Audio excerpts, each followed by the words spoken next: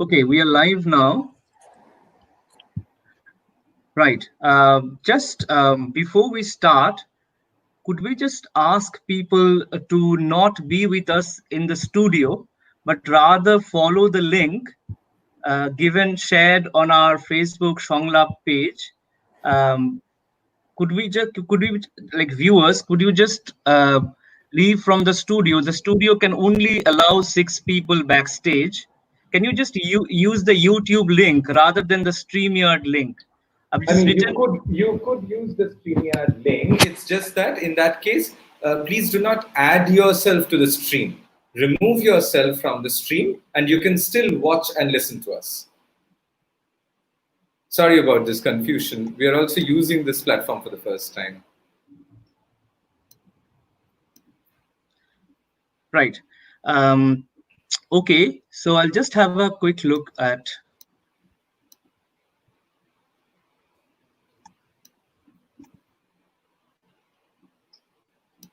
Sure, if we can go ahead and start, I'll just continue to do this removal business for the Right, time being. right. I'm just checking the YouTube page, so what's happening, if people can see our comments. So, welcome everyone, and this is our first online event, first virtual seminar from Sanglap Journal of Literary and Cultural Inquiry.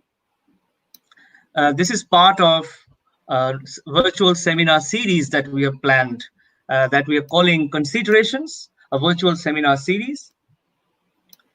Our first event is digital higher education and humanities. Let me first introduce myself. My name is Sourit Bhattacharya. I teach at the University of Glasgow, and I am also one of the founding editors of Sanglap, the other being Arka Chattopadhyay on your left, who is an assistant professor at IIT Gandhinagar. Just a few words about the journal and then the theme, and then I'll pass it to Orko to introduce the panelists.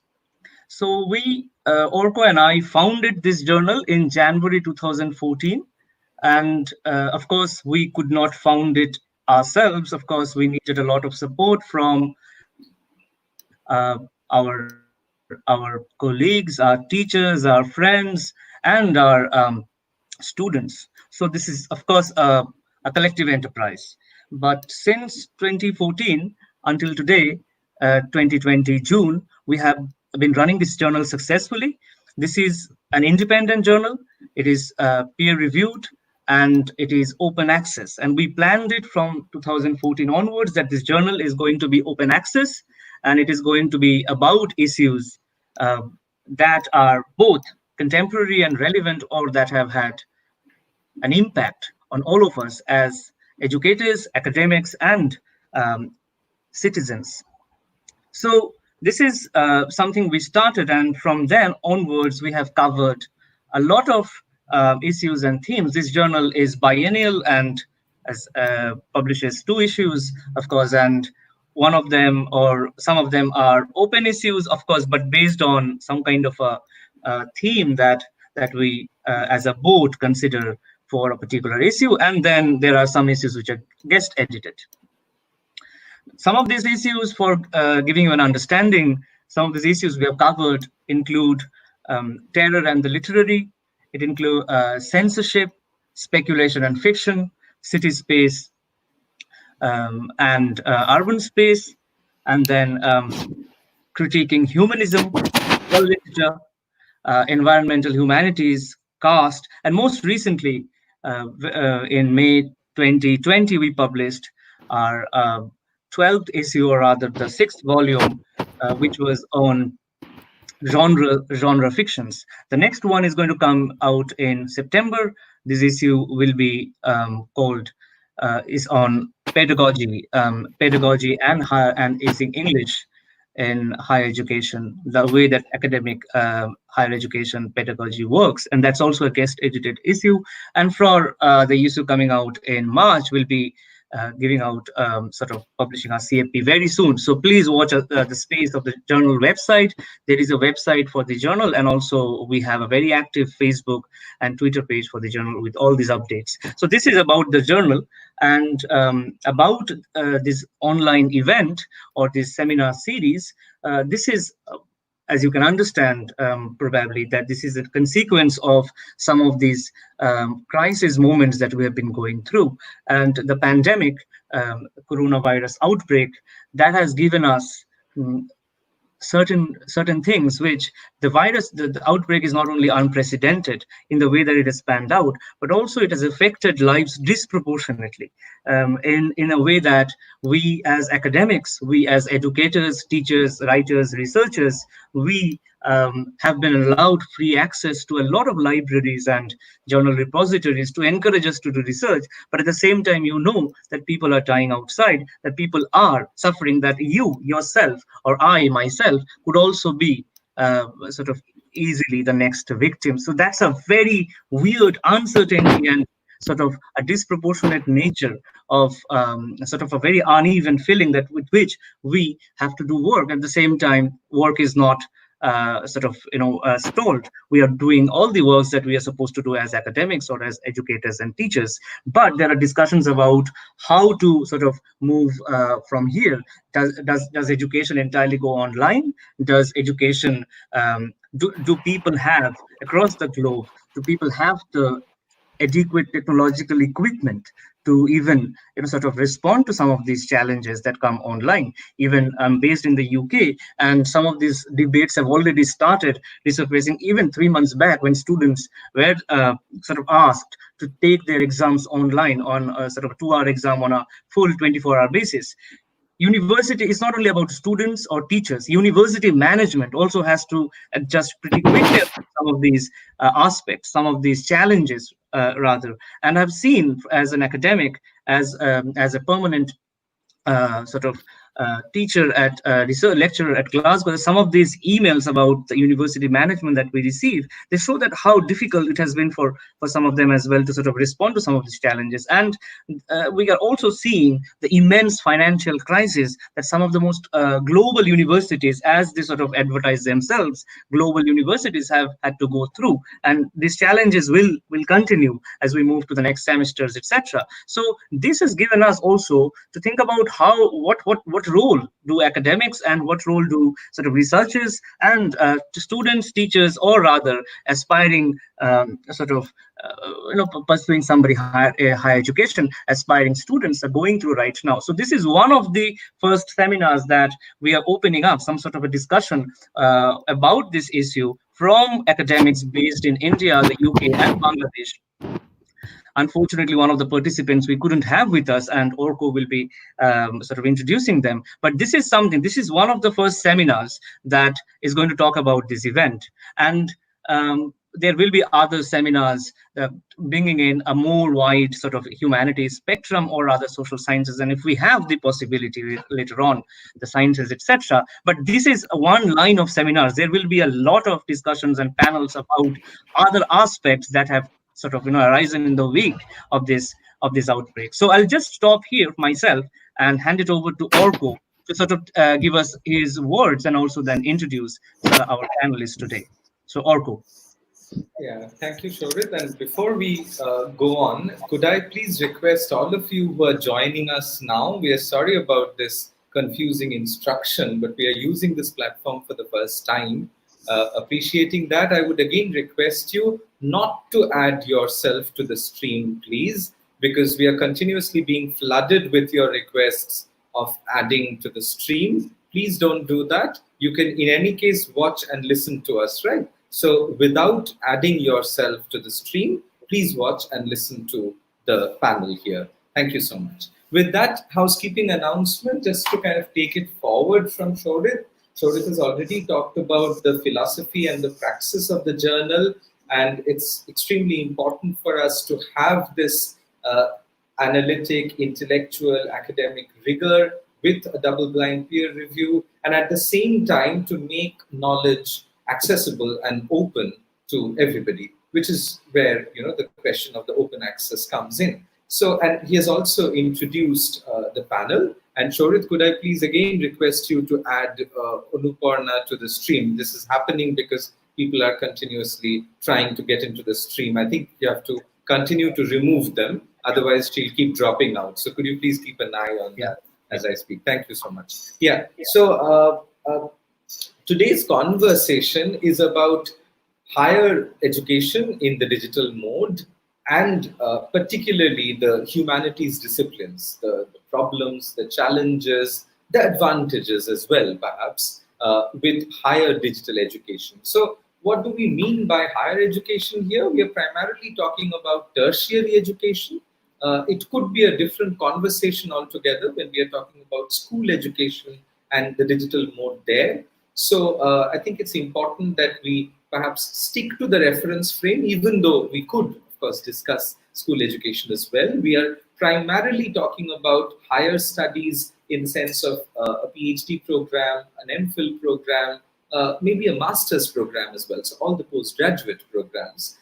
And, questions like this are, of course, plaguing us now that we have this sort of ready transition to the digital. Are we ready for the digital mode? Can there be a proper and complete education in the digital mode?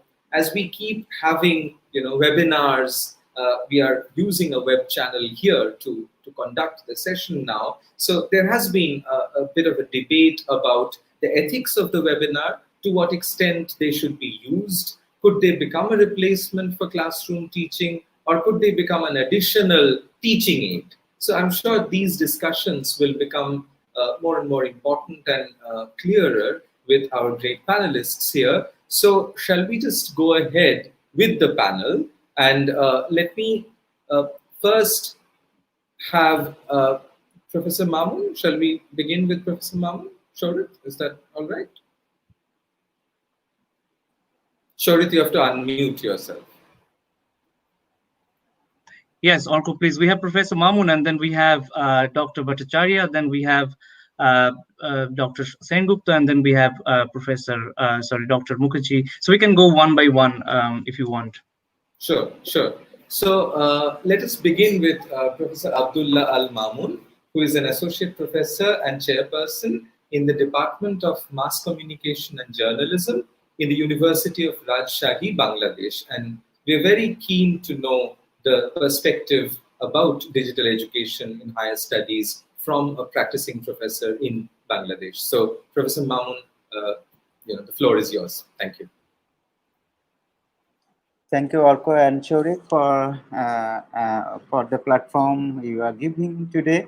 The Sanglap is a vibrant and beautiful platform. I think I first saw it a few days ago only, but it is really great. And thank you for inviting me to this platform. Who is listening and hearing today? Thank you, everybody, for your patience and waiting. I was waiting for this event today. I will engage in the debate or the discussion. We can say through few areas. One is that what's happening in Bangladesh, what I understand about higher education as a category, higher education. First, I will say what about higher education I understand, and then what's happening in Bangladesh today, and what are the limits in Bangladesh, what are the problems we are facing today, and the question of humanities and surveillance and the kind of sociality digital technology is inviting us to enter, and the challenges of this kind of sociality without face what kind of sociality we are going to enter through digitalization. This is the few threads I will talk about. First, I will say that what I see as higher education is really instrumentalized all over the world. As you see, that especially in social sciences and humanities, it's too much instrumentalized, too much scientificized in many ways, and what's happening today all over the world and also in our part of the world, that people are doing kind of research, doing kind of field works, doing kind of methodological exercise, which doesn't touch touch the society in a way that we dream of. That higher education would raise critical questions. Higher education will raise social issues, which is really absent today. There are a lot of articles, lot of papers, a lot of research works, but the way it is done all over the world, and of course in our part of the world, never touch the core questions. What the problems of the society? Like the major challenge we are facing today, the kind of pandemic we are suffering today, is happened due to the kind of scientific practices we did.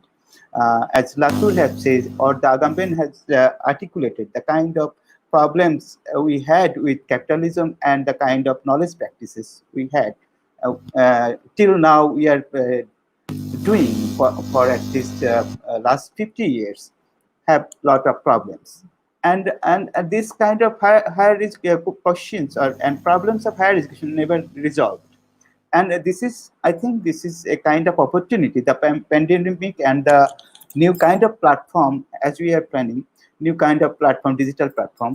This kind of debate will allow us to rethink of higher education. What is the purpose of higher education, and what we are going to achieve through higher education? Are we going to change the way society is divided and manipulated, and the kind of surveillance society is developing around this kind of questions, I think. And then what's happening in Bangladesh? Let me say in few words that ICT infrastructure in Bangladesh, I think, is very poor.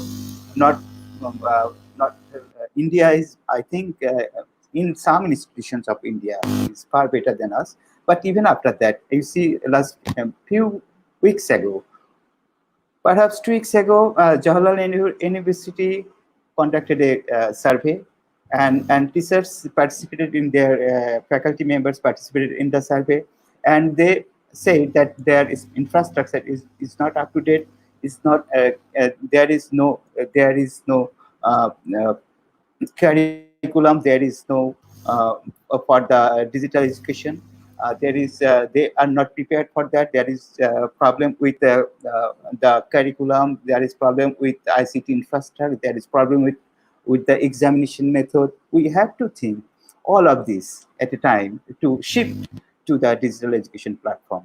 This is a perspective from Jawaharlal University, and Jadavpur University also said like something like that. Jadavpur University in the social sciences, they introduced online classes in 2 departments and then closed it up within few days, as far as I know. And what's happening in Bangladesh? Yesterday, Vice Chancellor of Dhaka University, one of the oldest university in Bangladesh and the largest and the most prominent university in Bangladesh, Dhaka University, said that they are going to online classes from 1st July. And my university, where I teach, this is the second largest university in Bangladesh, Rajshahi University. Rajshahi University and Dhaka University are public universities, funded by public. This is autonomous university. There are only 4 autonomous universities in Bangladesh, and other universities, there are around 43 government-funded universities, and there are a lot of private universities. Private universities already gone to digital education platforms, but public universities are not going. And now the Dhaka University declared that they are going, and I'm afraid that within few weeks, other public universities which are funded by the government will go for online platforms. But there are a lot of problems, as I see. One is that we don't have the ICT infrastructure in any of the university, not in Dhaka University or the engineering universities or even our university. And without having that kind of infrastructure, classroom, class infrastructure, examination infrastructure, or the communication between the administration and the faculty, academic faculties, or with the students, there is no infrastructure at all. So how are we going to digital education right now? This is a big question. And another problem here is that there are a lot of students we have who came from socially and economically from very downtrodden spheres from the grassroots, and they don't have the access or the capacity or the environment to come into this kind of new kind of digital platforms, and they don't have the money, they don't have the access, they don't have the space to keep moving with this kind of digital education structure. So what we are going to do, and this is a large problem, not only the students and for uh, teachers who are teaching in public universities and other universities. I think in Bangladesh, they are not well equipped. They are not well prepared for this kind of transfer in Bangladesh. And what's happening, this is a haphazard way. They are going for online classes, and then within 2 or 3 days, few of my friends have some trial, and I also did try to reach my students, and we failed. And there is another big problem for us who teaches in social sciences and humanities, that there is a Digital Security Act in Bangladesh. I think something like a similar law or regulations also have in India.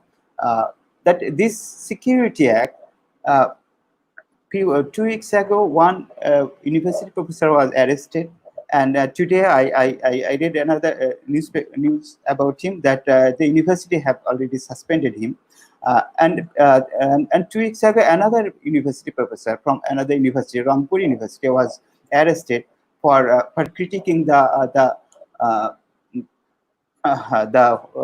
health minister, and this kind of criticism was on the social media Facebook platform, and we are afraid that if this kind of law and regulations persist, and the old kind of political structure remains in Bangladesh, then we are afraid to go into the online classrooms, because all the discussions we will have in digital format will be remain recorded, and they can use it to subjugate us, to penalize us or punish us, and that's happened here.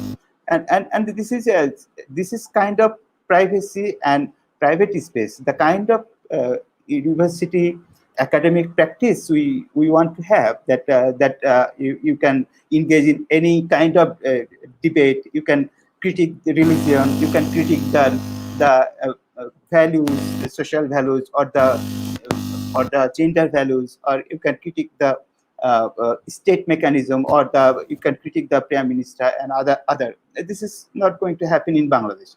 If it can't happen in the society, how can it happen within the class if it is recorded and monitored? And this is all the problems. And another area I will talk about is the kind of surveillance. It's now going to surveillance society we are going to enter. It was happening for last 30 years. All of you must know, of course, know that surveillance system have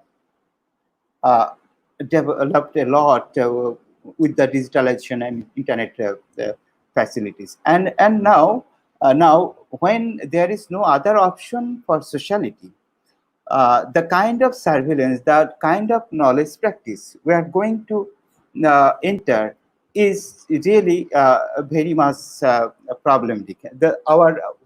What will be the question of our copyright of the lecture? If I present a lecture or write something, what will happen to it?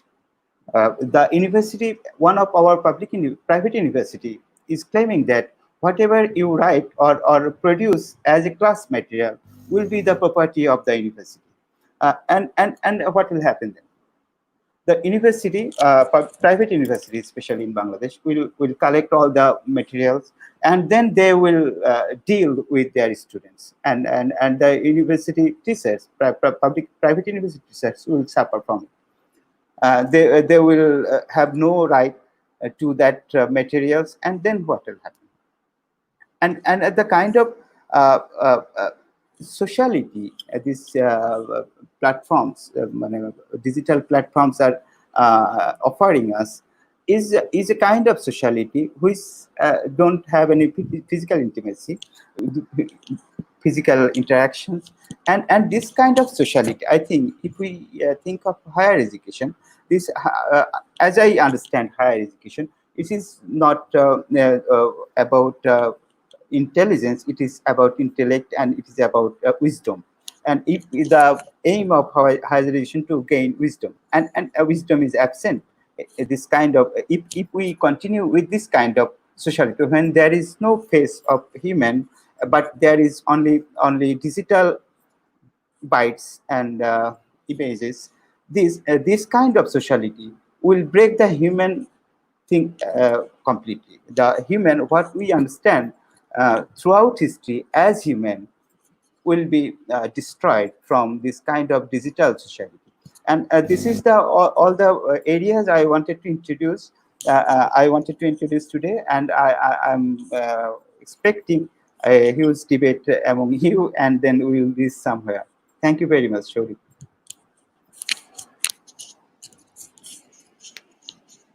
Right. Thank you so much, Professor Mamun, for sharing your observations and your findings, and we'll move on from here. Just like for housekeeping again, sorry for the confusion that was created because of sharing the StreamYard link. We at StreamYard, who are on the studio right now, the people in the backstage or the studio, can only be up to 6 people. So we apologize for sharing the StreamYard link with you, but at the same time, this is the first time we are doing some of these things, and in the full spirit of keeping things free, we are trying to make sure that people get to see some of these debates, and we're hosting them on YouTube. So could I ask our guests to watch it from YouTube? And on your right, on the YouTube page, you can also see a chat box for any questions that you may have.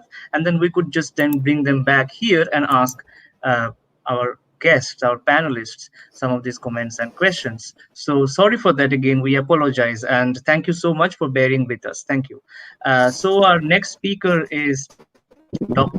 Arunima Bhattacharya. And Arko, could you please introduce the speakers? Thank you.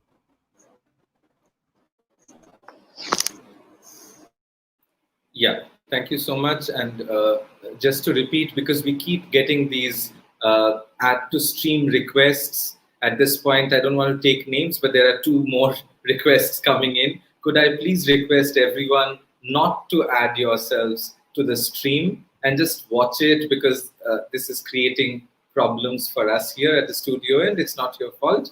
We apologize for the confusion that was created. To introduce Dr. Arunima Bhattacharya. Dr. Arunima Bhattacharya is a postdoctoral research assistant on an AHRC-funded project titled The Other from Within, Indian Anthropologists and the Birth of a Nation at the School of History in the University of Leeds, United Kingdom. This project involves academics from the University of Leeds, Edinburgh, and Manchester to focus on the contributions made by Indian anthropologists to global networks of research that aspire towards the reinvention of anthropology as a cosmopolitan, transnational discipline and contributes to the process of decolonization in India.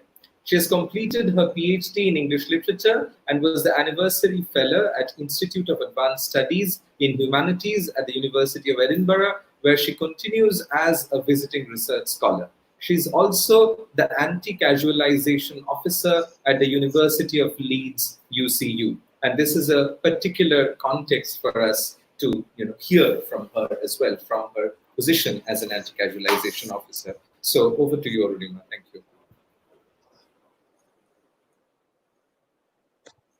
Thanks, Sanglap, for this opportunity to ponder over my experience of the pandemic. I will be addressing this issue of web-based teaching in the capacity of an anti-casualization officer at the University of Leeds, UCU. Now, UCU is an acronym for University and College Union, the biggest union. It represents higher education, further education, adult education, and present educators as well. I will start at the chronological beginning and try to chart the unfolding of the crisis in the sector and how it has affected me personally as well. The advent of the coronavirus in the UK coincided with the countrywide strike action organized by the UCU on 4 major issues, and these were termed the 4 fights, which included casualization, that is unfair contracts, poor salaries, and job insecurity for casualized workers in higher education institutions. The second one was unequal pay based on gender and racial bias in UK universities. The third being workload issues leading to mental illness or physical burnout in the employees. And the fourth one was a demand for a salary hike, a restructuring of salary slabs across the sector. Now, needless to say that all these issues are actually connected, because a casualized worker would actually cobble together several jobs from different universities, which would include traveling to and fro, adding to their workload, which would be academic as well as administrative. So that would be a huge workload, actually. And that tells on their physical and mental well-being. And most often than not, casualized workers are also people of color, women of color, and migrants, people on visas who have to, like me, set aside a significant amount of money ranging between 800 to 1,000 pounds for visa and NHS, that is the health surcharge, the health fee that migrants need to pay in the UK. So it's a very anxious situation as it is. And the fact that academics all over the UK decided to give up on 14 days of paid work, that is salary, to protest against these issues should tell you that they were really serious issues. And this was pre-COVID. So ironically, but rather actually, well, predictably, these are also the areas of concern that were worst affected by the coronavirus crisis. The fact that, the strike was this area, the strike was abruptly suspended because of the conversation shifted to shutting down university campuses to prevent the transmission of the virus, or to guarantee work and health and safety measures for academics who were working from home with care responsibilities like that of children or aged or infirm people that they were looking after. So most of us, therefore, had to shift to our jobs to an online platform, a digital platform, within the matter of a week, 2 to 3 days, actually. And the phrase that was used was business as usual. A phrase that masks the real extent of disruption and damage that COVID economy has exposed us to. The convention, I'll use a quote just to give you the extent, the predictions for this crisis.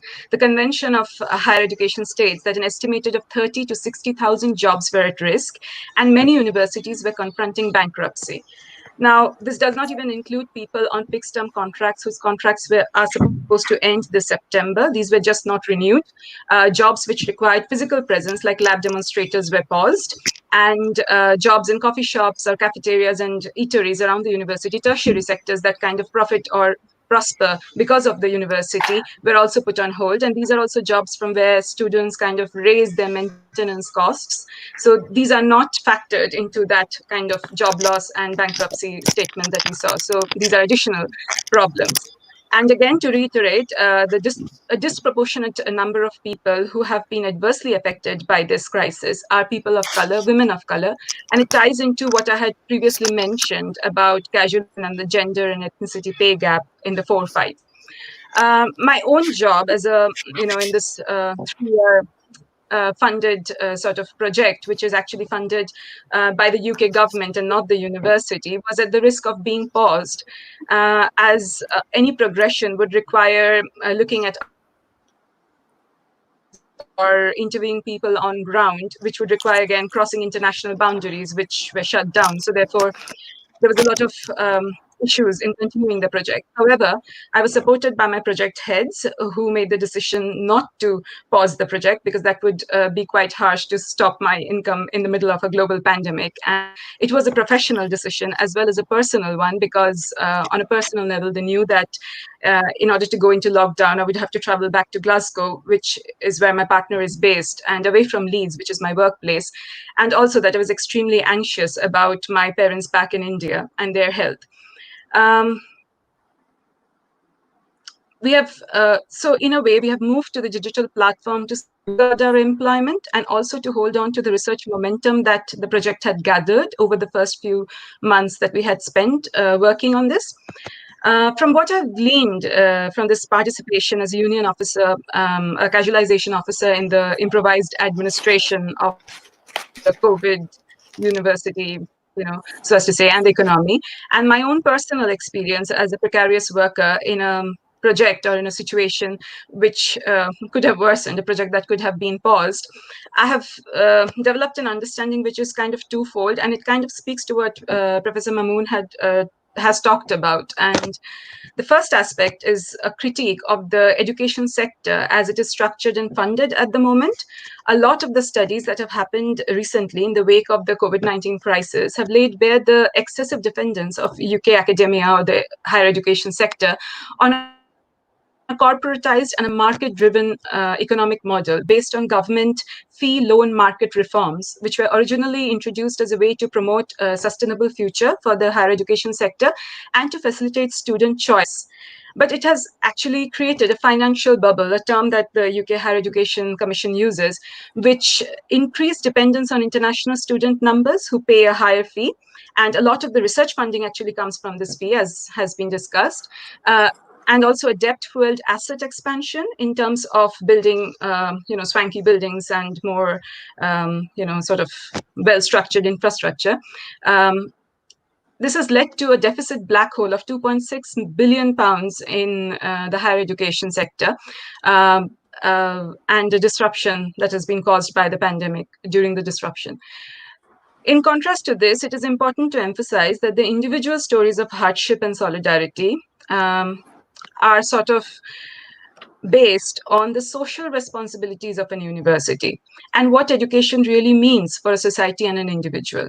To build an academic career, we need, it's a matter of years and years of hard work and sacrifice, and more so for migrant employees like me who have to stay away from their families and people they love in order to build or invest in a career.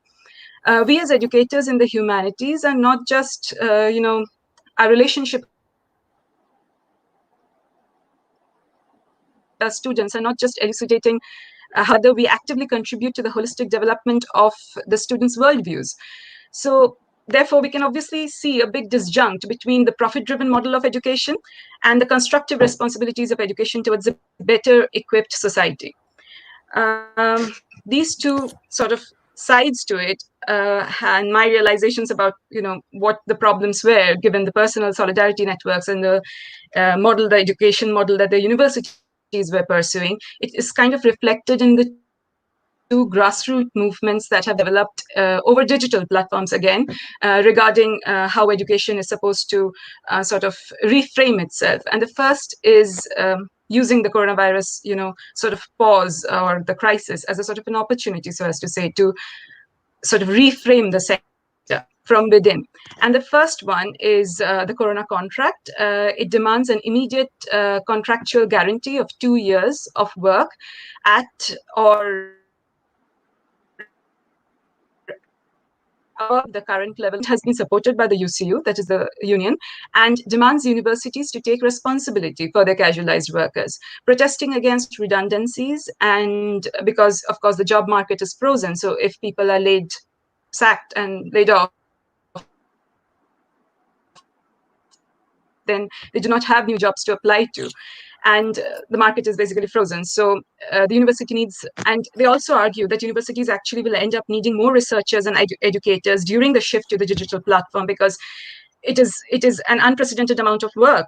And the better option would be to redeploy the workforce rather than sack them or make them redundant. They have also looked at the concerns of PhD students who are often GTAs, people who teach on the university modules as well. And they have argued that scholarships should be protected, that students in their final years and students who pay their own fees should be exempt from paying them during this crisis. And the monitoring of progress of PhD theses should also be relaxed.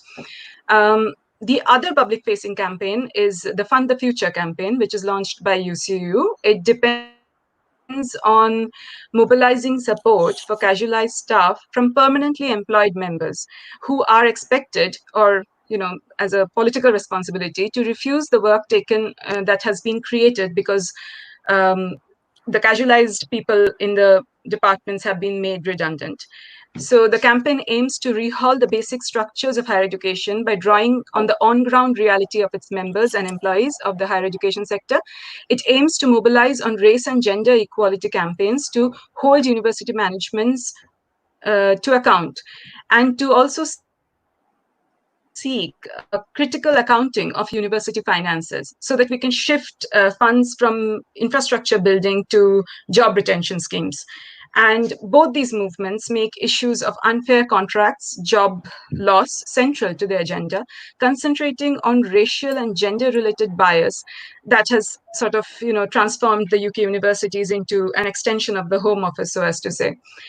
So, borrowing from Arunima and from what I've heard from Professor Mamun's talk as well, we can look at the pandemic, or the hope is to look at the pandemic as a portal, that gives us an opportunity to sort of dismantle. It's a pause, right? Our real lives have been actually put on a pause, and we have been made to improvise on the digital platform, both as academics and as people, the sociality of it. So it is an opportunity in that sense, and both these sort of public campaigns are sort of pushing towards that it's a time to sort of dismantle and regroup our resources, so that when we emerge in the new normal, it's not a chaos of loss and desperation, but of solidarity and community-centered innovation in this sector.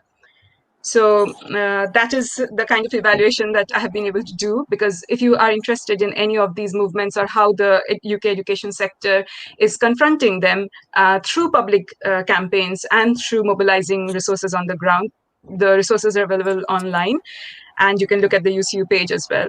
So I hope this will be of help, and it will also spark conversations across, universities in UK and India and Bangladesh. Thank you.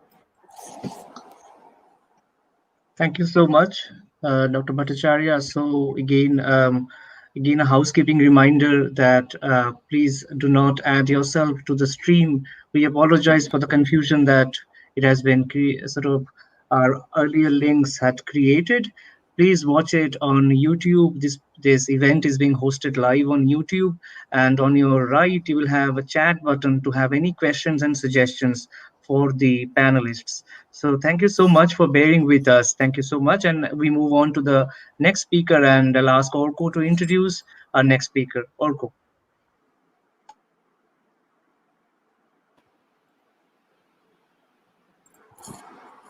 Okay, so just give me a moment.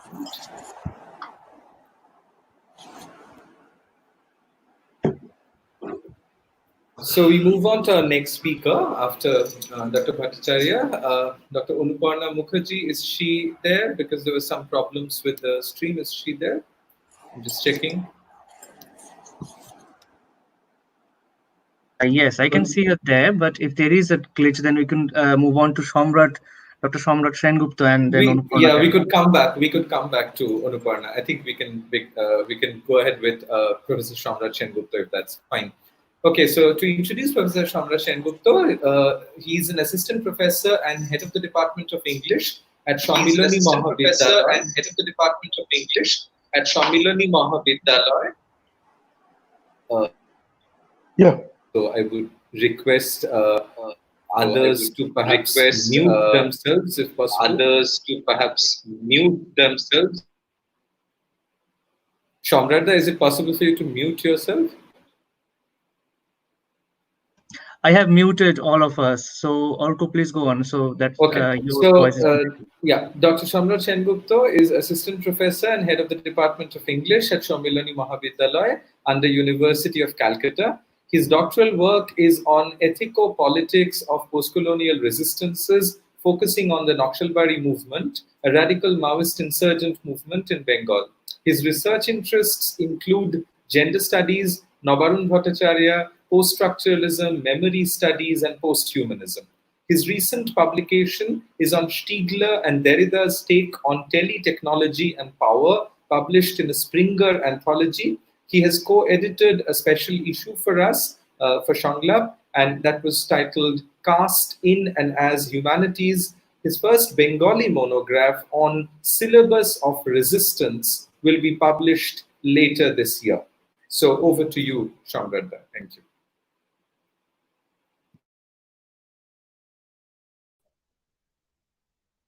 Samrat, you have to. Yeah, am I audible? Samrat, you have to. Yeah, I've unmuted. Can you hear? Yeah. So I will be speaking basically on the philosophical aspect of digitalization and how it is incumbent upon the politics and society in the post-COVID situation. One thing which I am listening over and over again and again in this kind of situation of pandemic is that whenever you do a critique of digitalization or let's say digital divide, people are coming and saying that if not digital, what else? So I'd like to begin with the question, if not digital, what else? So one major crisis is perhaps that when we articulate or make this kind of articulation, if not digital, what else? Then we naturalize the digital divide. Not only digital divide, I will come very soon, also the spatial divide. Why spatial divide? Because one has to understand that in order to access digital learning, and perhaps for some, because already there has been discussions on kind of casualization of labor and the crisis of the temporary faculty and research scholars who also teach, they might be facing the problem of space. They might not, particularly in a country like India, where many people cannot afford, or do not have the money to hire or rent a kind of apartment with a room of their own. So it's also the problem of not having a room of one's own, to put it like that. So and if you read the subaltern marginalized narratives, the Dalit narratives of from India, from this part of the world, you will see that there are many people who lives in a singular room. I was reading Suraj Yengre's autobiographical work a few days back, and he was describing how 6-7 people used to live in a small room, and some people used to sleep under the cot, under the bed. So this spatial divide is also one of the major factors which will separate the students from marginalized background from people who are better off. So this is not only a digital divide, but also a spatial divide. And if more to say on this, also in a diverse country like India, where there are various kinds of marginalizations, you can see that this divide is also operative across the map. I was talking with one of my friends who teaches at NEHU, Northeastern Hill University.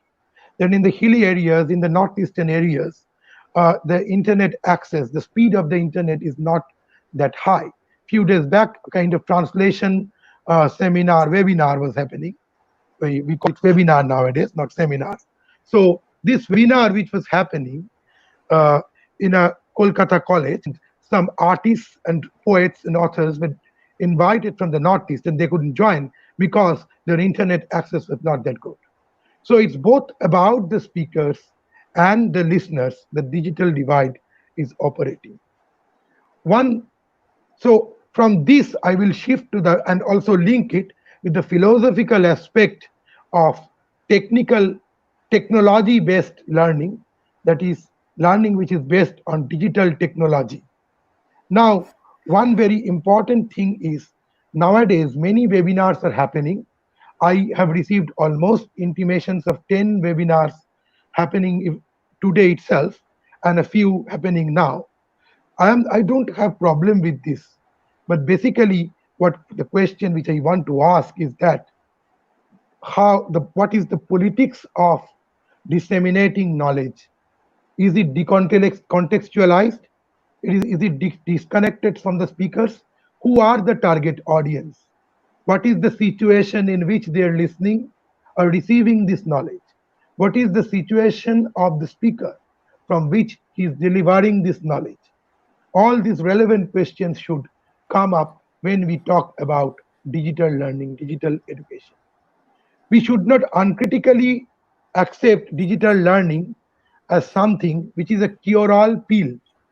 We should not think like that. We should think critically about the fallouts, the defects, the deficits that digital education may impose in our daily life.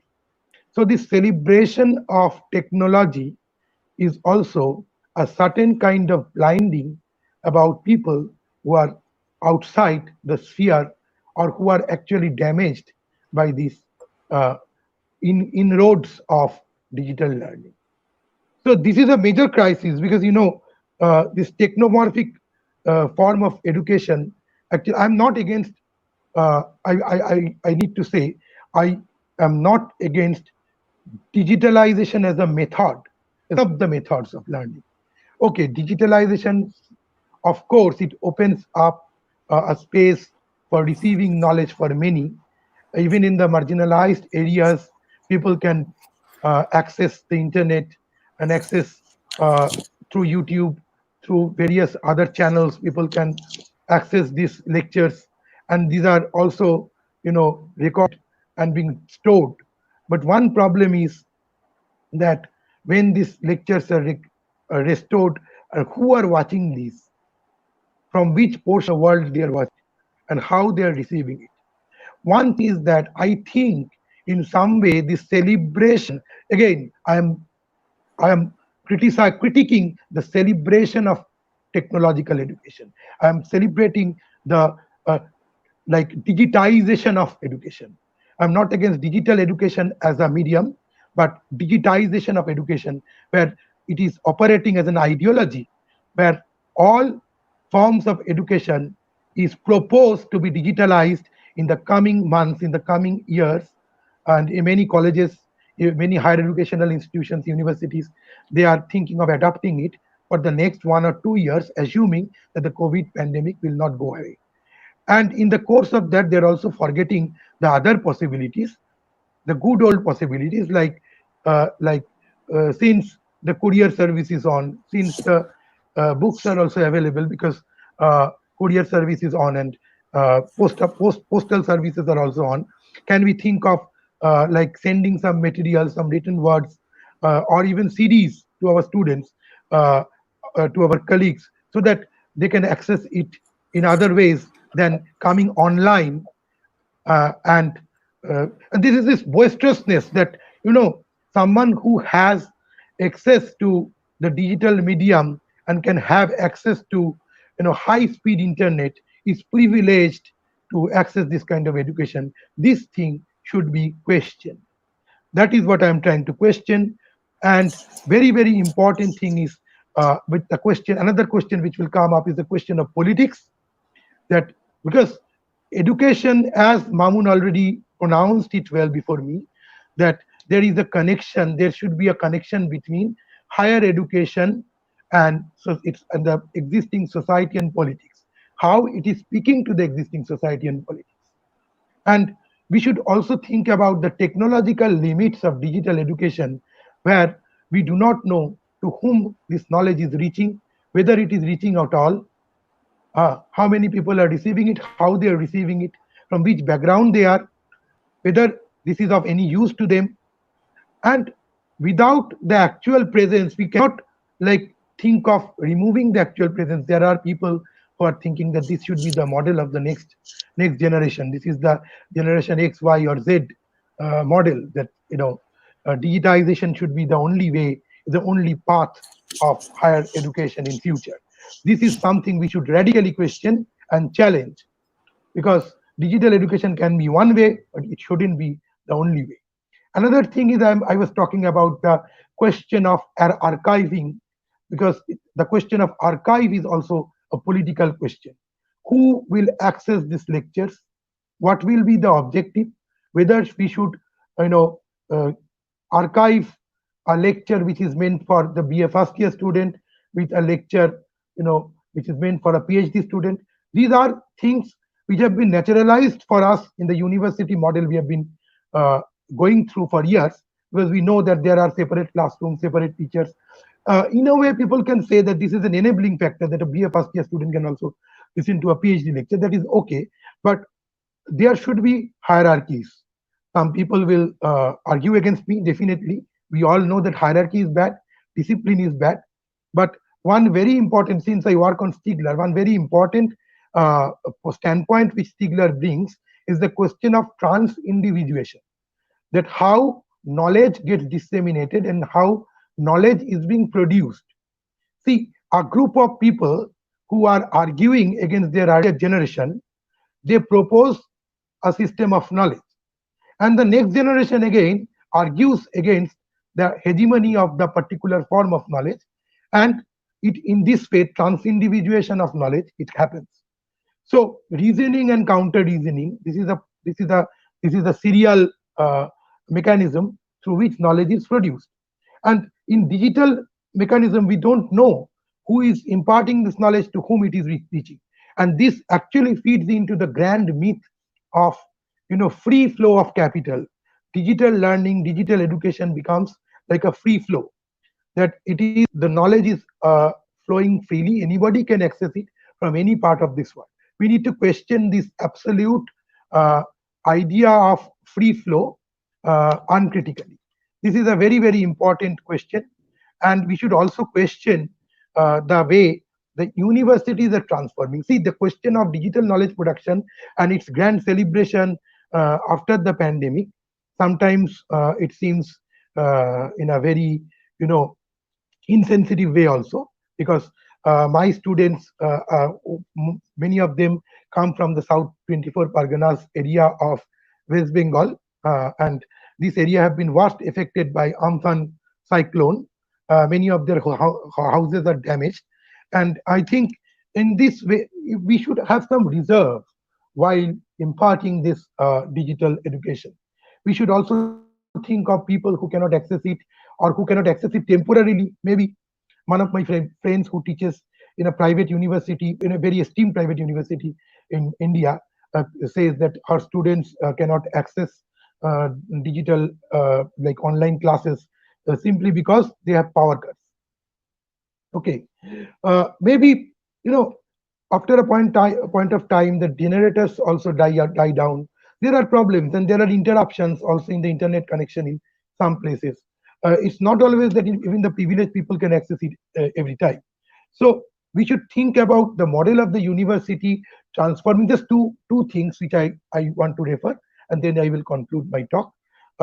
One thing is the transformation of the universities into from an universal truth-seeking model towards a kind of managerial model, where university is a manager of course packs, of lectures which they will disseminate, and it will flow freely, or it will be purchasable. Maybe I have heard that some of the private universities in India is doing this. They are recording the lecture and then they are selling it as a part of their course pack.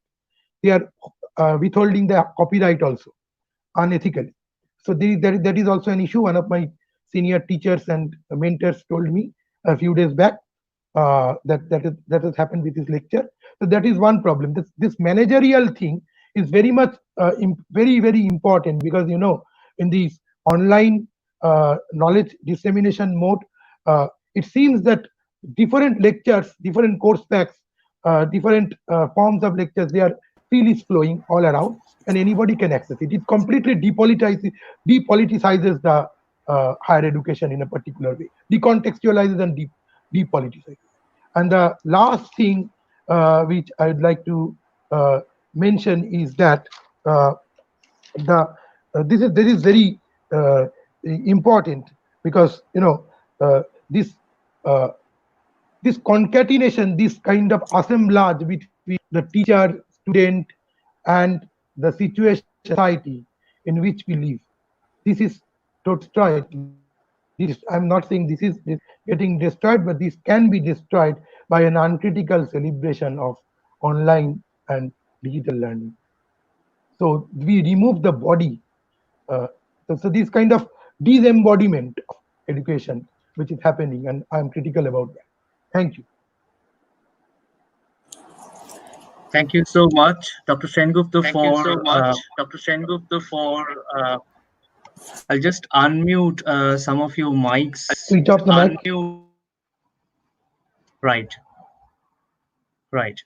Thank you so much, Dr. Sengupta, for broadening the field and giving us an understanding of the spatialization of this digital divide as well. We got a picture from Bangladesh from Professor Mamun about how some of these challenges are panning out in Bangladesh. And then we got a picture from Dr. Bhattacharya about how the situation with fixed term and GTAs as graduate teaching assistants and students are in the UK. And then we got a picture from Dr. Sengupta about how things are, especially the digital higher education gives us so many challenges, especially in a country like India, and especially in something such as college education. So we'll now move on to the fourth speaker and final speaker.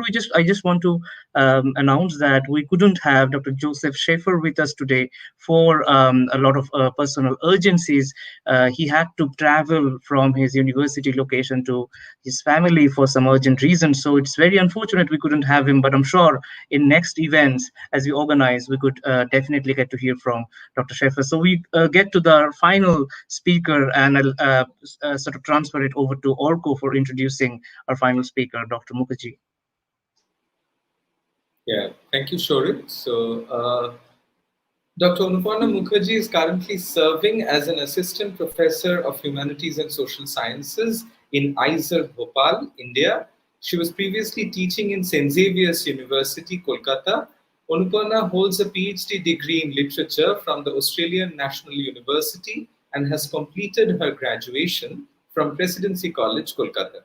She has guest edited a special issue for Sanglap on city, space, and literature, along with Dr. Arunima Bhattacharya. Her recent publications include the article After the Empire, Narratives of Haunting in the journal South Asian Review. So over to you, Dr. Mukherjee.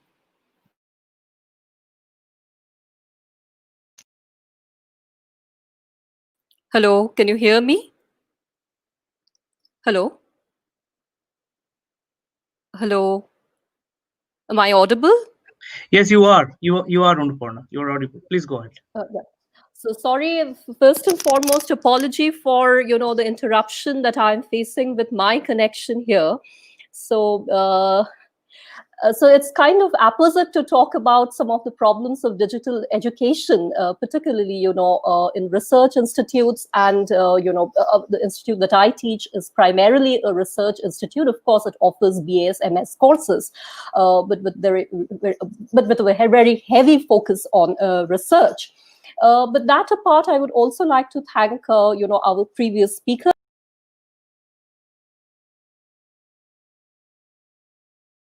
I think she got disconnected, so we'll have to wait for her to come back. This is becoming a demonstration of the problem. Yeah, I got disconnected again. Hello. Yes. So yes, maybe I'm going to keep my camera, off for a couple of minutes just to kind of, have a more stable connection. Yes, please go ahead. Sorry for that. So what I was talking about, thank you previous speakers for kind of pointing out or showing the red flags of digital and disembodied education. And today I'll primarily touch upon 4 issues. Starting with just a kind of a personal experience of how this all started, the initial idea of online education in institutes like IISER.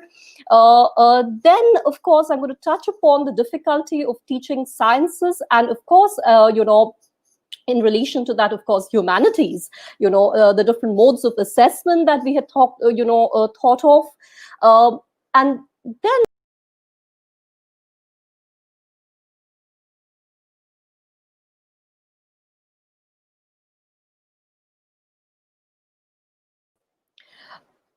So the last 2 points that I'm going to touch on would probably be about, some of the good things that might have emerged from this, this shift.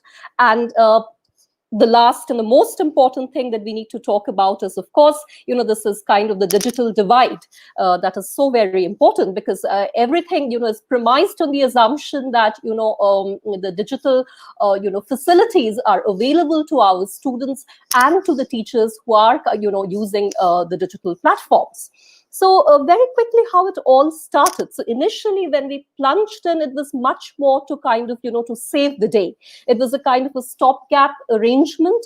We were not really thinking of, a long-term kind of a settlement. It was much more about, we've all the students, because they were sent home, and, we were kind of baffled in the middle of the, course. So we were trying to make sense of what is going around. And going around us. So that kind of, so initial response was to kind of just to, remain, sort of collectivize, to sort of, remain connected to our students and our colleagues. So when we started, we thought that we are not going to really, have serious classes, but we're going to resume classes, after some time when things kind of settle down, only to realize that, there is no light as yet at the end of the tunnel.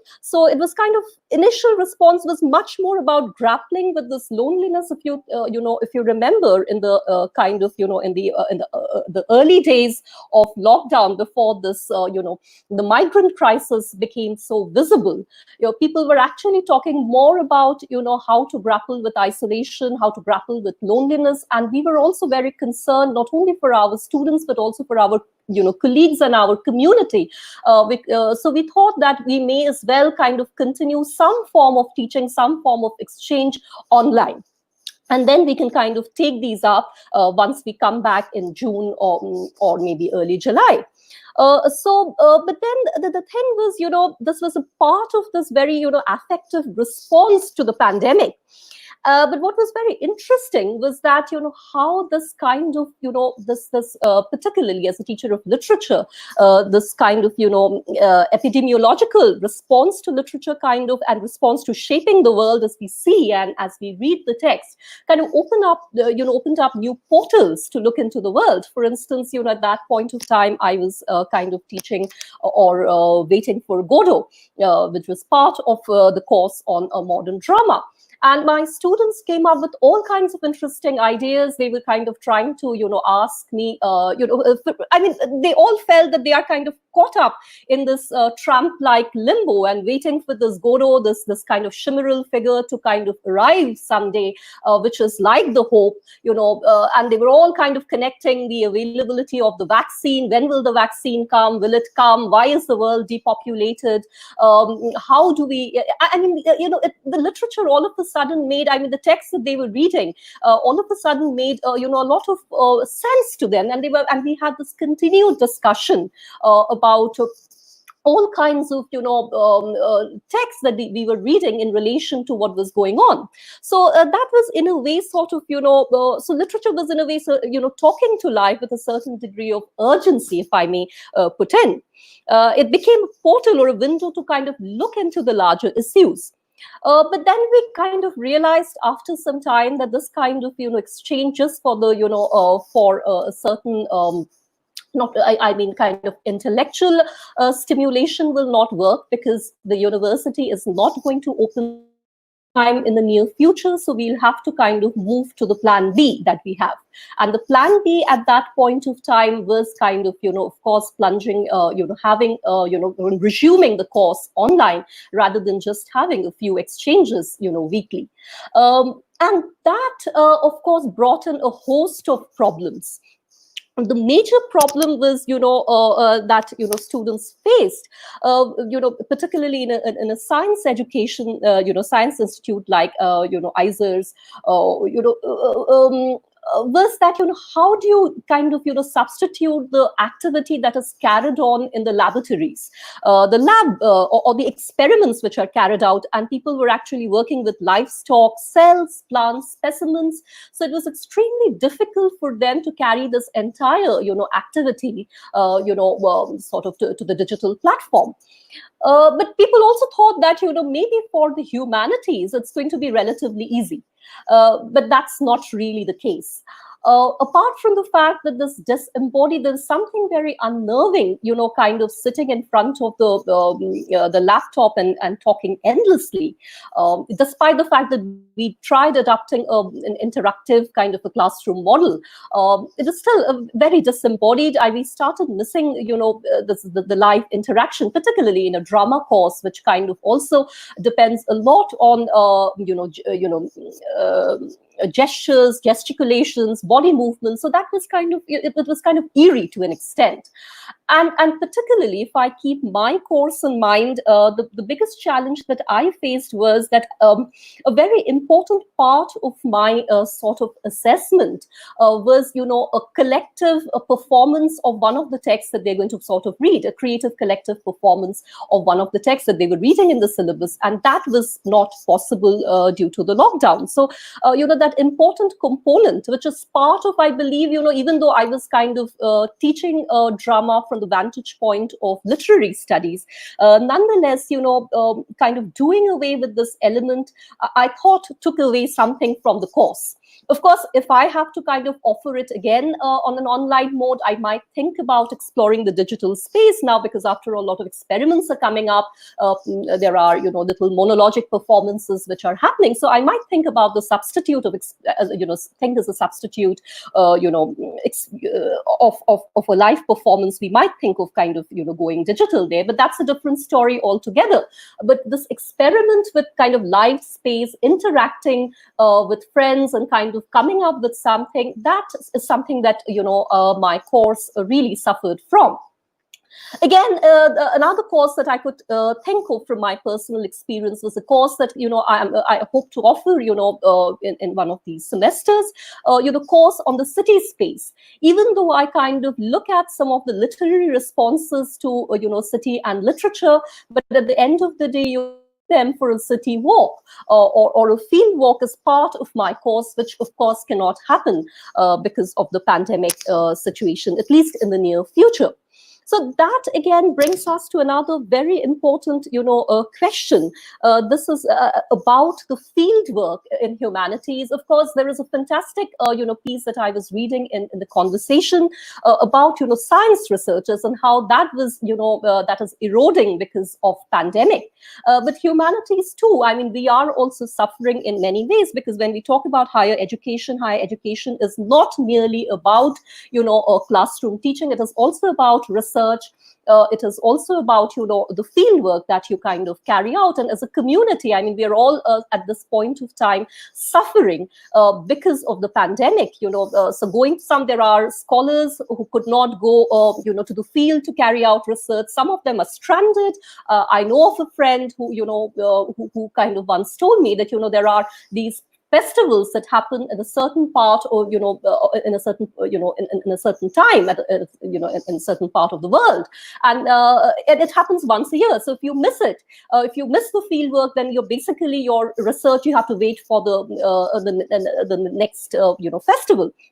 the next year when the festival happens. So that in itself, so we got affected in many ways. Again, library was a major, in humanities, archive. Going to the archive is a major concern, and even if the libraries kind of open up, I don't think we can really visit them in the near future. So travel became a major, of course, and it's going to be a major concern, which is going to hamper research in many ways. So these were some of the major concerns that we faced this semester, and we're still grappling with it. We're still thinking of coming to some kind of amicable way of sorting this out, and we still do not have it. But then the last 2 points that I need to touch on is saying all this. There were a few misses, but at the end of the day, there were a few things that happened which kind of facilitated this online teaching or made this possible. One was this issue of co-evality. There was a kind of simultaneity because of the entire world plunging into this lockdown together. So there is a kind of shared isolation that kind of made online teaching to an extent possible. For instance, in my course, when I was teaching, of course, I had to do away with this element of performance. But then what I could kind of offer them is there were so many free, streaming of theater, performances happening online all over the world. So my students actually got the rare opportunity of seeing some, kind of watching some of these performances which are otherwise, not available. Similarly, certain archives, they kind of, made their resources available for a short time.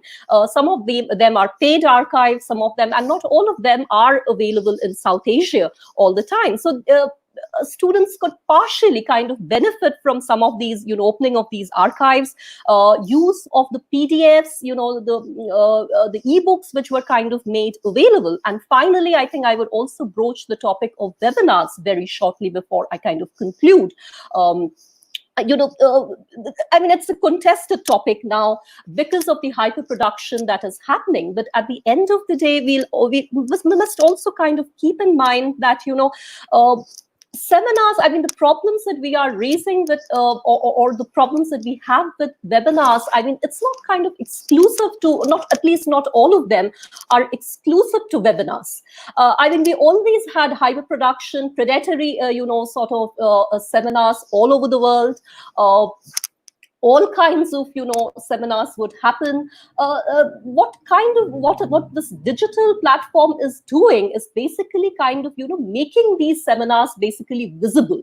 Now we get to see more, so we are more aware. But at the end of the day, it is also giving us, I think, more choices than what we had before. Because, my students who are kind of located, and I mean, it is otherwise difficult for them to kind of listen to Judith Butler, let's say, live and have a conversation with her. But then the webinars are kind of, kind of opening a space of which might in certain ways empower the students, though the other end is also, other end of the spectrum is equally true.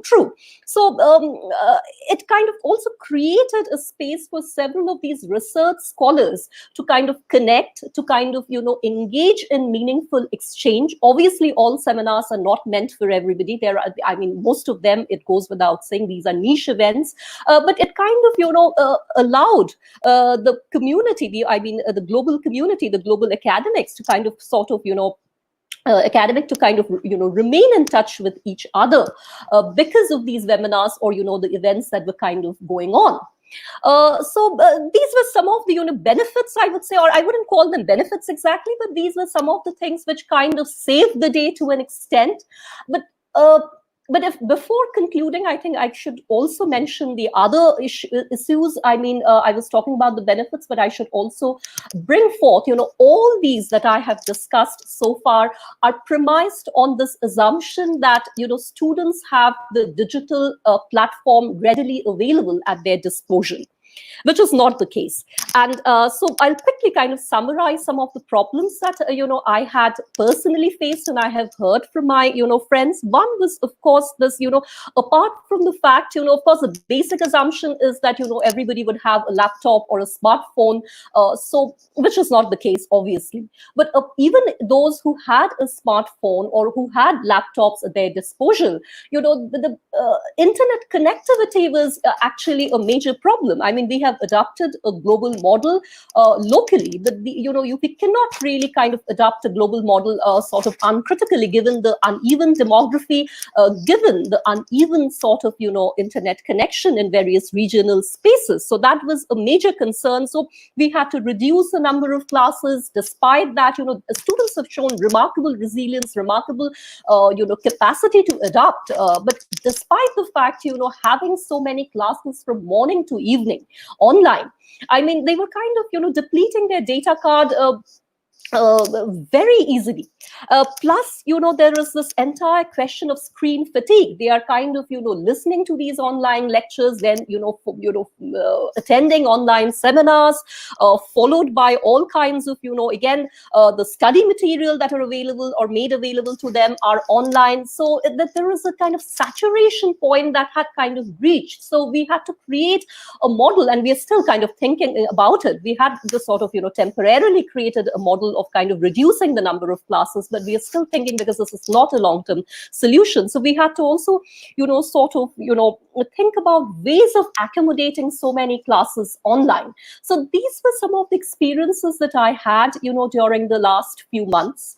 We are kind of still trying to negotiate with the space, which is kind of very new, not only to the students, but also to the teachers, for, a sustained period of teaching a large number of classes, which is again a major challenge, because there are these institute-wide courses that, most of the universities and colleges have.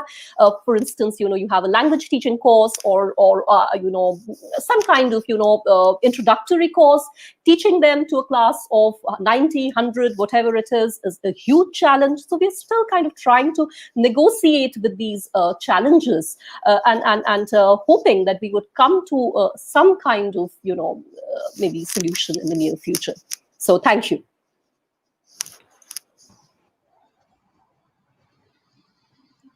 Yeah, thank you so much, Anuparna. Thank you for giving us another dimension to the event and to the sort of issues that we are talking about, especially teaching from a science and education institute and some of the challenges that are going on there, especially as a humanities teacher and a researcher. So thank you so much, and all of these of our panelists today, for bringing out so many different dimensions. And we've already got plenty of questions. So what I will do is both Arka and I will be asking questions to the panelists, whatever our audience had already sort of written or sent to us in different media, either on the live YouTube sort of comment box, or in different sort of our Facebook, Sanglap Facebook page, etc., messengers, etc. So we'll be reading them out with the names of the person who asked the question. So the first question, right, is we're just like making sure that we have the questions in order. So the first question is by Untitled Chattopadhyay. This is for Dr. Mamun, and this question is, as you can see it on the screen as well, would you please clarify your apprehension that online teaching learning may lead to some kind of dehumanization of education? So Dr. Mamun, if you can just like sort of respond to that. Thank you.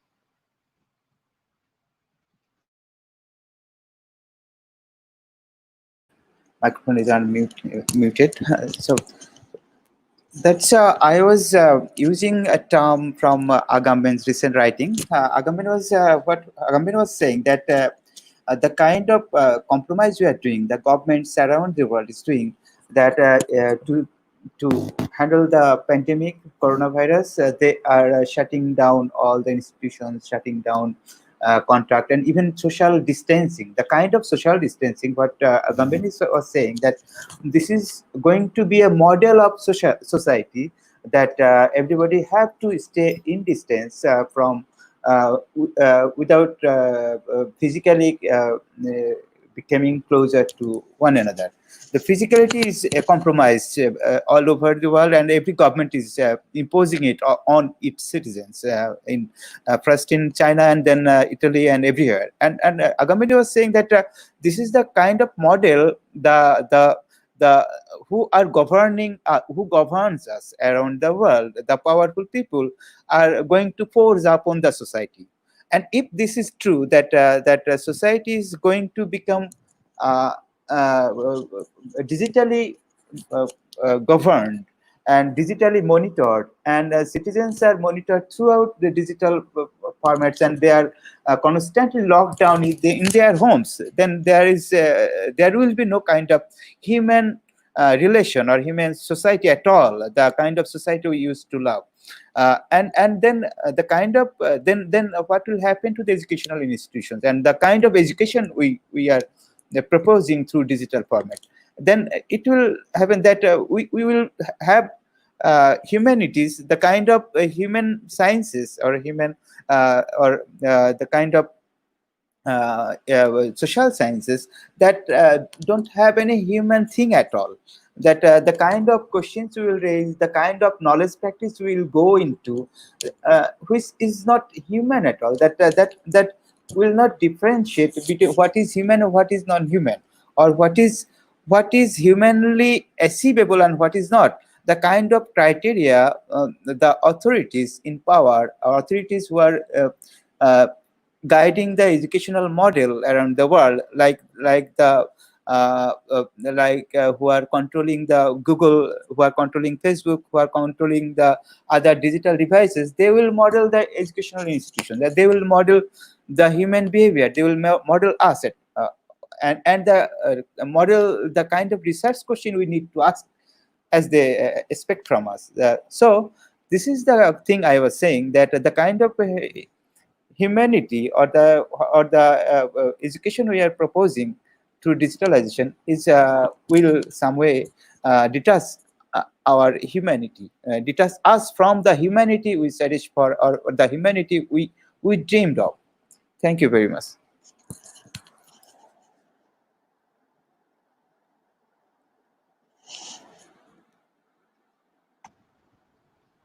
Right. Thank you so much, Dr.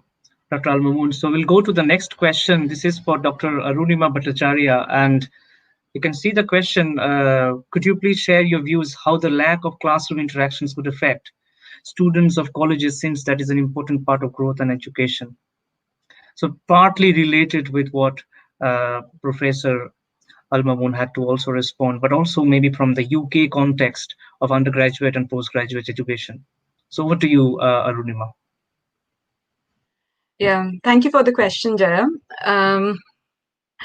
I would have to take the path that both Professor Mamun and Dr. Mukherjee has sort of taken. That is to state the positives and the negatives. And as online education is unfolding in the UK, there was no time given to students and to teachers to kind of think about how to model or how to sort of use the online platforms. Which platform would you use, and how, and what are the benefits, the pros and cons of it? We have discovered it as and when we have interacted with it, and it was kind of very improvisational. So lack of classroom interaction, of course, there is, as Anuparna said, there is this whole aspect of interacting physically and UK education is divided between lectures, which are usually big lectures in big lecture theatres, and the other side of it is seminar teaching, which is consists of groups of 10 students taught by a PGTA or a lecturer, whatever, it depends upon who is teaching the seminar. So very personal kind of interaction, where each student kind of gets time to interact, to listen to what others are saying, to listen to the questions and kind of feedback on it, to share their readings of the text. So it is a very spaced out sort of discussion on the text. Now, when this pattern shifted onto the online platform, then of course there were the technical glitches. A lot of people kept dropping out of the conversations. There was lags in connectivity, and the general rhythm of 10 people talking about a particular text, that was lost to an extent. But then people also improvised by adding different other features to it. Like, for example, using Padlet or using other apps where the methods of communication are mediated through other mediums and their structures of how you communicate to each other through sort of conversation bubbles, or through writing back to each other, or just emailing, like emailing your responses to a text and then someone follows that up from the same group. So then the conversation is not happening in the space of 1 hour, which is also in certain ways limiting. Certain students don't end up speaking a lot because of time restraints, etc. But when it is spaced out over a period of a week, which can continue in that email chain, when you can reply back to it at your own leisure after you have really finished reading the text and engaging with it, or you thought of something later on which could be useful to the conversation. So that was added to it. So there is this aspect of sort of delayed response as well. And in the sense that you have that space now for responding to the text, you have the space of connecting conversations to previous ones, you have registered, you have all that recorded. So you can go back to previous conversations and then, highlight something that someone had said and something that has occurred to you regarding that and bring that back into the conversation. So things like that.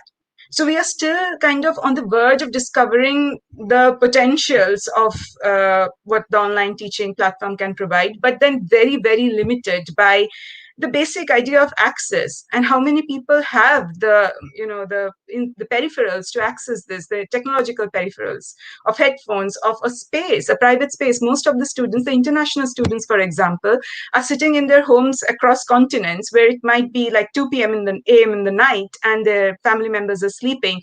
It's not always that everyone lives in huge palatial houses. They're sharing a very small space with people who have to sleep in order to get up the next day and do their work. So it's very limiting in that sense, where the participation that would happen, like it's not on equal grounds for everyone who is participating in that 1 hour. So the structure of the seminar itself and how we think about the text in the matter of 1 hour and interact. So the responsibilities, of course, of the educator is also changing a lot. Now I have to, or if I'm teaching on a course, I have to be online and I have to be present to conduct those or give feedback on those long chains of interactions between students now. So that adds, again, going back to my point of casualized labor, and this is happening most of the time when you are getting paid for just 1 hour of work, whereas you are ending up working for much more than 1 hour. Okay, and the office hour is for one, like usually GTAs or casualized workers are paid for 1 hour of teaching time and 1 hour of office hours where you're supposed to interact with your students, help them understand things that they have missed out in the seminars. And this is now not limited to that 1 hour. It is continuous. So that again tells on workload. And again, the digital fatigue, for example, is another big issue regarding this for students and for teachers. So yes, it's a mixed response. We are still learning, I would say. Thank you.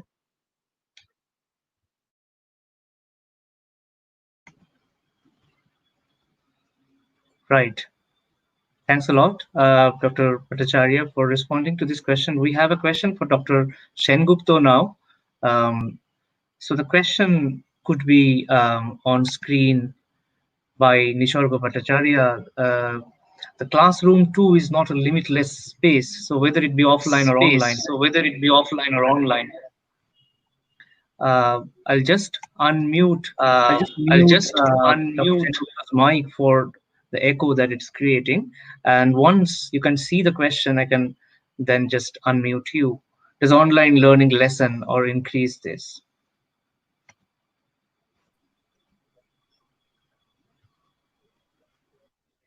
Yeah, hello. This is a very important question. Actually, thank you, Nisarga Bhattacharya, for this wonderful question, because see, it is not so that this spatial discrimination or other kinds of discrimination did not happen in the physical space. But one major problem is that you cannot see. It's a question of seeing, a question of visibility, visualization. And it is a general problem of technology. Actually, this question helps me to elaborate on what I've said. The problem of teletechnology is the problem of fetishization of seeing, fetishization of recording, and fetishization of circulation. In the process there are new kinds of exclusion and also a forgetting and invitation of those exclusions. Like you cannot see how many people are participating in a classroom. If you come to my college, it is very easy for you to know how many students are studying, what kind of social or cultural background they are coming from, and at what is their methodology of reaching the college and accessing this education. So this fetishization of seeing and recording and circulation is something which creates a huge problem in case of digital learning. Definitely, there are a lot of problems in the university and college teaching, actual physical interaction with the students. When you meet the students, there are a lot of problems, lot of discriminations, but I'm not talking about it here. I can talk about it definitely. Particularly the way the university is changing, as I have told, from a kind of truth-seeking model towards a managerial technical model, which is very, very problematic. I tell you, it's very, very problematic, because then the teachers become kind of just creating a course pack, a kind of package of knowledge. Knowledge becomes an information package which you access and which you use within quote. I think 30-40 years back, we did not have the concept of using education in this particular way. Using education, this fetishization of what you are learning, you use it. Using in a very technical sense. So this technification of education is also something we should context in a general sense, and of course, in a digital way, it becomes more enhanced, and and we also need to remember that both classroom and digital platform, these are two different spaces of performance. So the classroom performance has to be separated from the digital performance. I'm saying that I'm not against the digital way of imparting knowledge. Many of the speakers have also talked about the positive aspects of it. I'm definitely taking it in good spirit, but I'm talking about the celebration, uncritical celebration, that should be contested. Uncritical celebration of digital learning, when we forget the new kinds of exclusions and invisibilizations which digital education is creating. This fetishization of seeing, I can see, I can immediately access it. People who cannot see and who are also cannot be seen is actually forgotten in the process. Thank you. Thank you so much, Dr.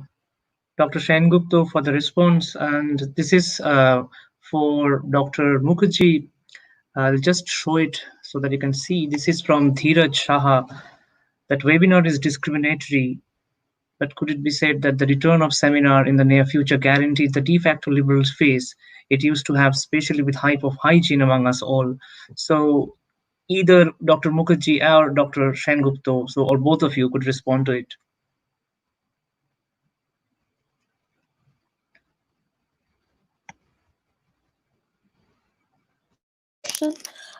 It is, there is no denying the fact that it could be discriminatory, because we have, but if we couch this question again about this larger debate around, this access to education, I think webinar is a part of it. But the digital divide in certain sense is actually kind of, creating a heightened sense of exclusion to those who do not have access to internet. In fact, I do remember, I recall a student, who had to kind of, simply because he was very interested in attending a particular event that was being organized, so he had to go all, go and sort of buy an additional, data pack to access an event, and he exhausted it, in course of 2 hours. So it is kind of, it is a privilege to talk about digital education, from a certain space. But saying that, seminars too are in a certain sense discriminatory, particularly to the students. I mean, who are the ones who get access to seminars? Think about it. It's again a part of this larger neoliberal education, this entire idea of, the paid seminars that we have. And we are talking about, these webinars, predatory webinars, all kinds of good and bad webinars. But, they were always there. These, it's just that, as I pointed out, they have become more visible because of the, choices that we have online. But think about the seminars where students were actually asked to pay, thousands of rupees just for attending it, or for presenting a paper. So it was not really possible, and particularly when it came to, international travel, that in itself, how many students had that, exposure to avail, or to make, or had money, or whatever, other exposures to kind of go and sort of go and attend international conferences, meet kind of, scholars all over the world.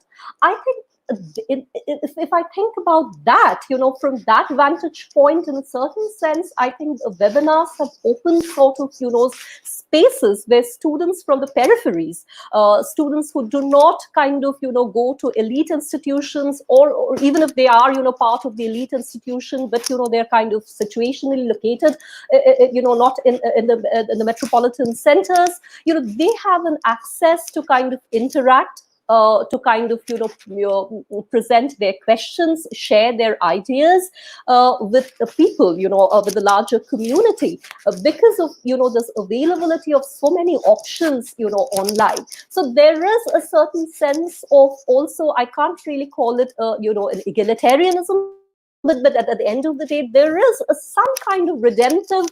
I'm not going to entirely sort of, kind of pull down the webinars. It's just that, as our previous speaker pointed out, that we should not look at any of these things uncritically. We need to sort of have a very critical, approach to it. And now, in any case, for some time, seminars will not happen.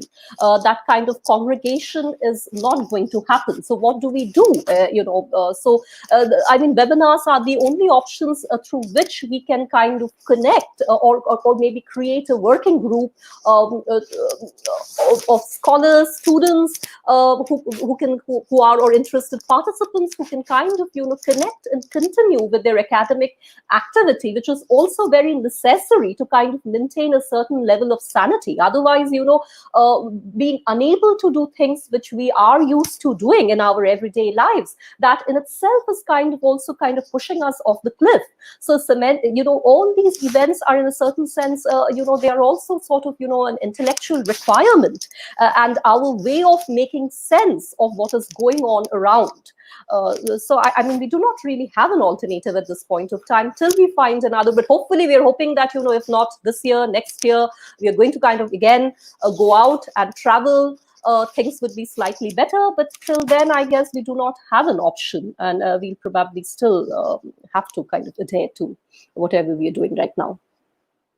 So thank you.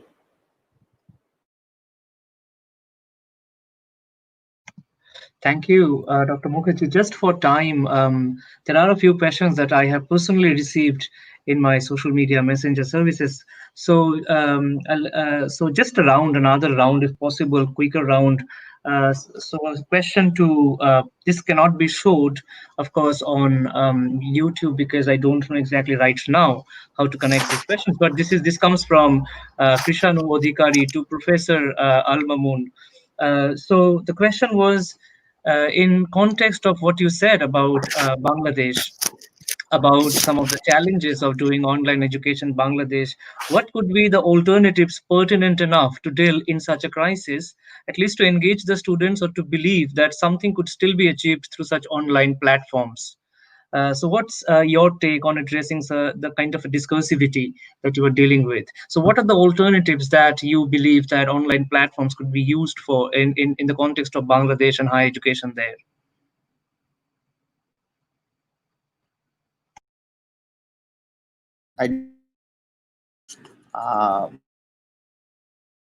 Okay, thank you for the question to me. And we have a teachers group, this is Independent Teachers Network in Bangladesh.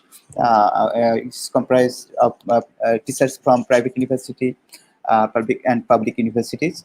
And this is a new platform we developed who do not believe in any kind of the existing political order and critique the university, the way university deal it. So we are today we are also organizing another discussion on online higher education in Bangladesh at 7:30 Bangladesh time, and we'll raise many questions. We are thinking about why, what options and what obstacles we have in Bangladesh, and what is the possibility we can explore in Bangladesh. Bangladesh is now emerging economically powerful. It has a very higher GDP rate comparing to other regional other regional countries, and you see it was almost 8.1 GDP, and it was almost highest in the world, and now still it is a 6.5. So Bangladesh is economically very strong, but Bangladesh is also one of the most corrupt country in the world, and Bangladesh is also not a democratic country at all.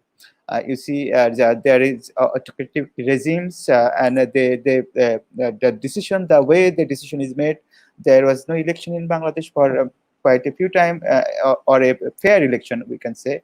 Many human rights groups are claiming it. And this is the situation that when there is fund, there was a lot of fund for educational institutions in last couple of years, and most of the fund are not dedicated for research or technological solutions for education, but those funds are dedicated for another physical infrastructure, another gate or another building, another beautiful street, another lighting system. This is the kind of investment university authorities did with the fund they collected from the government. So what we see that there is a huge economic challenge for our students who are learning in public universities in Bangladesh, who are students in the private university. They are affluent students. They can afford the money, they can afford the internet and the devices, and they can afford the space where they can isolate himself or herself from other family members and learn. But who are studying in the public universities came from the middle class or lower middle class portion of the society, and so they don't have the space in their home for a better room. What was Samrat and others were saying, that most of our people students don't have that luxury for education through the digital devices, and still we don't have the content. We don't have the digital content. You see that this is higher education in Bangladesh. Bangladesh was proposing Bengali medium, Bangla medium, I will say, for higher education for many years, from the beginning of the birth of the country. It was proposing, it was celebrating its language, and still we have to teach our students in a hybrid method, that we have to read from English books, we have to collect materials from English research and research institutions, and then we have to translate that in Bangla and then teach them, or in a mixed method. And see, if we go digital, then we have to articulate that concentration span will not stay long as we had in face-to-face conversation or discussion. In online platforms, concentration will be very low. There will be a huge fatigue, and there are a lot of other problems. So we have to need different kind of curriculum, different kind of content, different kind of examination method, different kind of awarding students. This is the kind of model we are going to sort out in Bangladesh. And I think that as far as I know, that no university administrations in Bangladesh, public university administration, had any good research on how we are going digital. There is a university grant commission, as every country have. We have a university grant commission, and they surveyed in among the teachers of public university. They had only 3 questions in their survey. One is how many classes do you have in a week in your department? What is the time duration of the class? How many students participate in the class? Let me ask what they are going to decide with this limited information that they are going digital from the next month. This is the way the university authorities in Bangladesh, or the authority in government in Bangladesh, is thinking going digital in next month. So, so we, as a independent teachers, university teachers who formed an independent network in Bangladesh, and now questioning all these government decisions and university haphazard, the way university haphazardly manage education and other systems in knowledge practice. We are going to investigate more. We are going to do some academic research on the law hampering on public discussions and debates, and the way we can get a better solution from how we can get a better digital platform, a better solution for our teaching and learning processes, and the kind of sociality we need. Perhaps we will go for a mixed method, that we will offer some courses online and some courses offline, that sometimes students will gather in the campus and then participate. This is the two way we have to, in Bangladesh especially, I think that we have to go for a mixed method, that some courses and some materials will pass through online platforms, and some of the examinations and some of the other things we will do in close face-to-face discussion and on the classrooms. Thank you very much. Thank you so much, Dr. Mamun, for responding to that. I mean, our Sanglap page, Facebook page, Messenger has plenty of questions, and we don't have time. So we'll ask one more question from the YouTube chat. This is by Sourit Bhattacharya for Samrat Sengupta. So I'm just keeping it here, and it's a very interesting question. And I think Dr. Samrat Sengupta will be sort of some of these challenges that he has spoken, will be able to respond to that. So pressure about sort of webinars from the side of audiences and pressure to the organizers. Over to you, Samrat.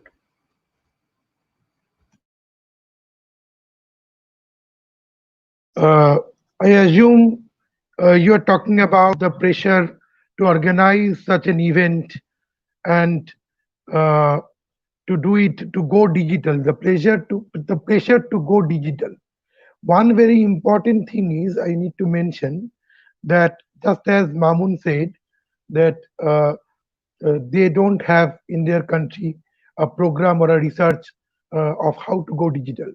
Similarly, in our country also, so far as I know, UGC has not declared any notification till date. I don't know if it has been declared today, but till yesterday there was no notification to go digital, like to how to conduct the guideline. And even in case of these webinars, many people are also asking for certificates, and the people are also getting certificates for speaking, whatever. So all these things, we do not know whether these things will be actually used for promotions, or in case of junior colleagues and junior researchers, for their getting a job or other. So we do not know, because digitalization is not a compulsion actually, if you think of it officially. But different institutions, they need to justify that they are teaching, they are doing some work, because we academics, our work cannot be appreciated like that. We cannot substantiate you are reading throughout the day. What you are doing, you're reading and wasting time, some people can say. There are definitely people who will say that you are speaking and wasting your time. So it is a complete kind of wastage of time and energy, and unproductive, counterproductive.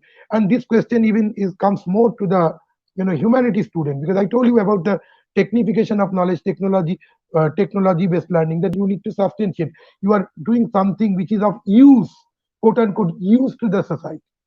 And this is a part of a larger model. I'm not saying that this is particular to digital education as such, but this is a part and portion of a larger model, a larger design, in which we have to fit in.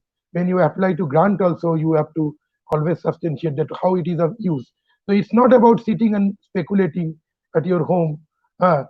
So if you read books, if you ask your students to write assignments, that is not enough. You need to do a webinars. People have to participate. People have to show certificates. And though there is no official statement, even then it is a big crisis that you are getting kind of pressure from your authorities to organize such events and to do it effectively. Another thing which I need to say is that people were talking about digital fatigue. I will also talk about digital anxiety, which I was having since the beginning of this particular session, and people were getting logged off and logged in again. I also was logged off once. That maybe that I will get disconnected. This fear of disconnect, the anxiety of digital disconnect, which is a general issue, comes very pertinently and prominently in case of education, higher education, where we are having this digital anxiety. Thank you.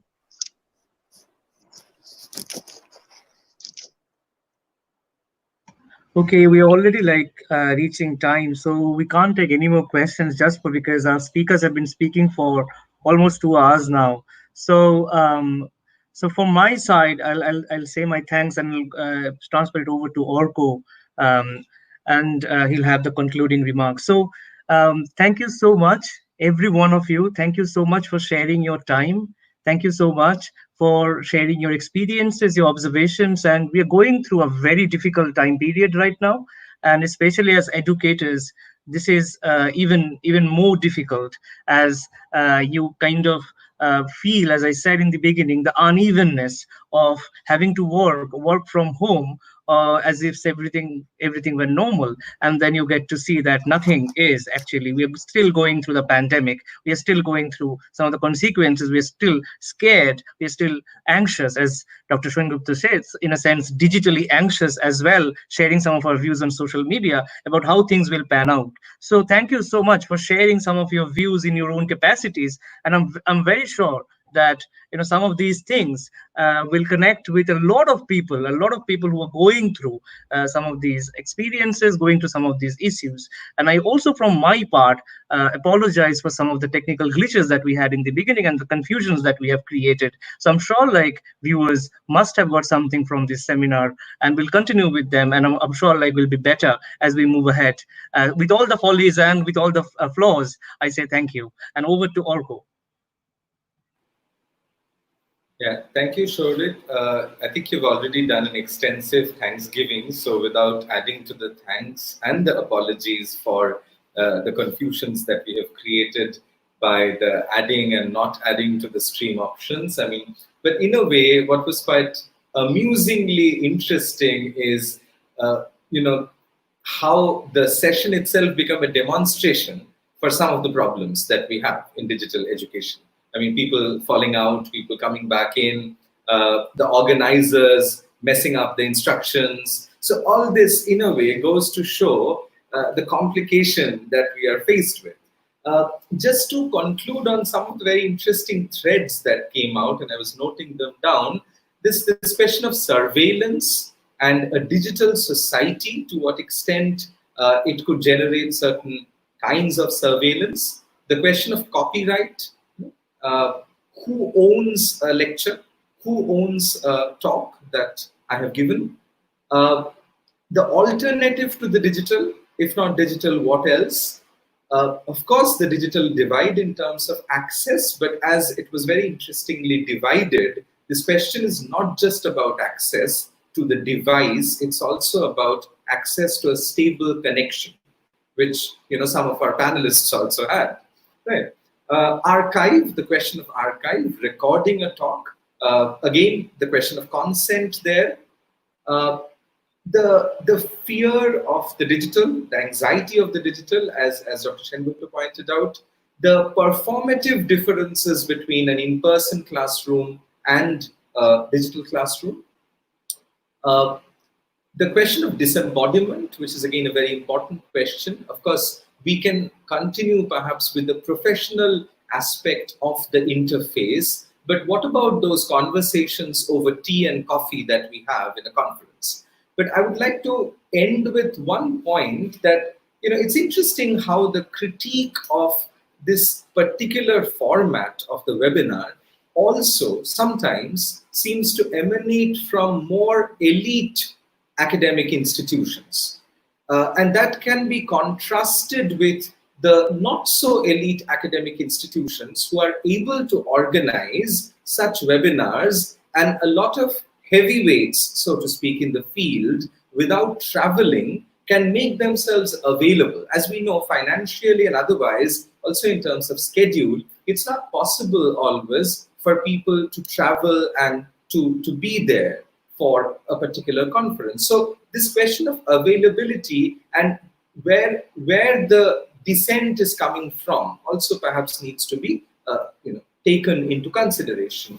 And finally, to come back to, again, another question which for me is quite important here in this conversation, what is the ethics of measure? How am I going to use this particular platform?